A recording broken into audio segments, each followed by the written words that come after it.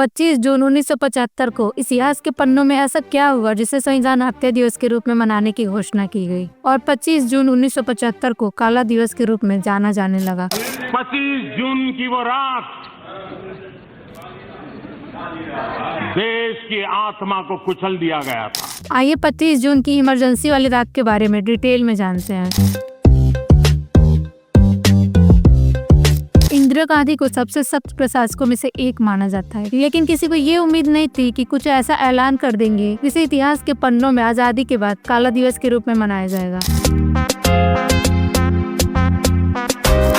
असल में इमरजेंसी की नौबत 1-2 महीने या 1-2 साल में नहीं आई। इमरजेंसी की पृष्ठभूमि कई सालों से तैयार की जा रही थी। जब से इंदिरा गांधी की सत्ता आई तब से इनकी सत्ता अनेक समस्याओं से घिरती जा रही थी। जब वो चारों तरफ से घिर गई तब वो अपनी सत्ता की मजबूती को बरकरार रखने के लिए लोकतंत्र की वो शिकार बन गई जिसके पास अंतिम चारा के रूप में सिर्फ इमरजेंसी बचा था। एक तरफ वो न्यायपालिका से टक्कर ले रही थी और दूसरी तरफ उनके राजनीतिक विरोधी उनके सरकार पर चुनौती कस रही थी। इंदिरा गांधी की सरकार 1966 में बनी। I, Indira Gandhi, do solemnly affirm that I will bear true faith and allegiance to the Constitution of India as by law established. और अगले ही साल उनका न्यायपालिका से टकराव शुरू हो गया। 27 फरवरी 1967 को गोखलनाथ के मामले में आई उनकी फैसले से बड़ी पृष्ठभूमि तैयार हो गई। चीफ जस्टिस सुब्बाराव के नेतृत्व में खंडपीठ 6 बनाम 5 बहुमत से फैसला दिया। संसद में 2/3 बहुमत के बावजूद किसी संविधान संशोधन के जरिए मूल अधिकारों के प्रावधान को न तो सीमित किया जा सकता और न ही खत्म किया जा सकता। नागरिकों के मौलिक अधिकार किस तरह इंदिरा गांधी के निशाने पे थी ये तब पता चला जब आपातकाल के दौरान अनुच्छेद 21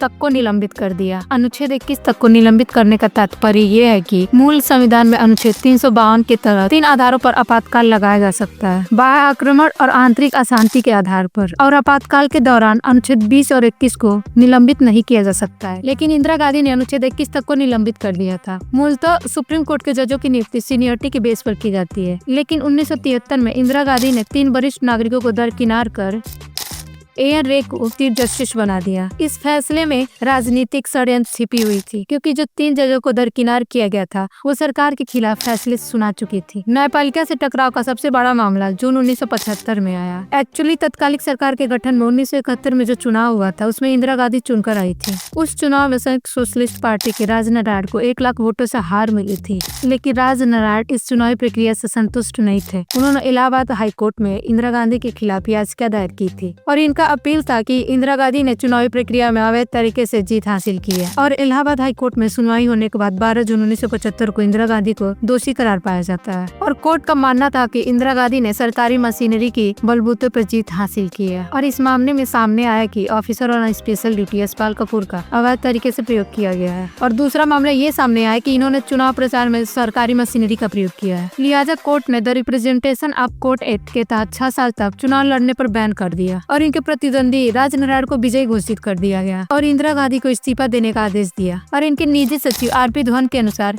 इंदिरा गांधी इस्तीफा देने के लिए तैयार भी थी और इसके लिए इन्होंने इस्तीफा पत्र टाइप भी कर लिया था, लेकिन इनके बेटे के कहने पर इन्होंने हस्ताक्षर नहीं किया। इंदिरा गांधी ने इस्तीफा तो नहीं दिया, लेकिन सुप्रीम कोर्ट को चुनौती जरूर दे दिया। 24 जून 1975 को इंदिरा गांधी की याचिका पर सुप्रीम कोर्ट में सुनवाई हो और इसका नतीजा ये निकला कि जब तक ये मामला सुप्रीम कोर्ट में चलेगा तब तक ये प्रधानमंत्री बनी रह सकती है, लेकिन उन्हें संसद में किसी भी चर्चा और बिल पर वोट करने का अधिकार नहीं है। इसका स्पष्ट मतलब ये था कि वो पद पर तो बनी रहेंगे, लेकिन पद का लाभ नहीं उठा पाएंगे। महंगाई के कारण सत्ता पर लोगों के आक्रोश की भावना आ गई थी और अलग अलग राज्यों में प्रदर्शन शुरू हो गए थे। और इस समय जयप्रकाश नारायण ने सत्ता के खिलाफ आवाज उठाने का फैसला शुरू किया। जयप्रकाश नारायण ने इंदिरा गांधी को पत्र लिखा और उनके कई फैसलों को जनता के खिलाफ बताया। अब 25 जून को जेपी नारायण ने सत्ता के खिलाफ दिल्ली के रामलीला मैदान में एक बड़ी रैली निकाली। जेपी नारायण पुलिस और सेना से सरकार की आदेश न मानने का अपील कर रहे थे। रामलीला मैदान में लाखों लोग जेपी नारायण को सुनने आए थे और उनका नारा था, सत्ता खाली करो कि जनता आए। लगातार घिर रही इंदिरा गांधी इमरजेंसी यानी कि आपातकाल के अलावा उनके पास और कोई रास्ता नहीं था। 25 जून को नेशनल इमरजेंसी घोषित करने के पूर्व बंगाल के सीएम शंकर सिद्धांत से विचार विमर्श करने के बाद उन्होंने नेशनल इमरजेंसी घोषित कर दिया। इंदिरा गांधी को ये भी शक था कि शायद अमेरिका के प्रेसिडेंट रिचर्ड निक्सन उनकी सत्ता पलट कर देगा। 1971 से इंदिरा गांधी जेपी नारायण पर यह आरोप लगाती थी कि उनके पीछे अमेरिका के एजेंसी CIA का हाथ है और वो उनको फाइनेंस भी कर रही है। और इंदिरा गांधी का ये डर बेवजह नहीं था। भारत पाक युद्ध के 1 महीने पहले यानी कि नवंबर 1971 में इंदिरा गांधी अमेरिका के दौरे पे गई थी और इस यात्रा का मकसद ये था कि वो अमेरिका को राजी कर ले कि वो पाकिस्तान को हथियार ना दे,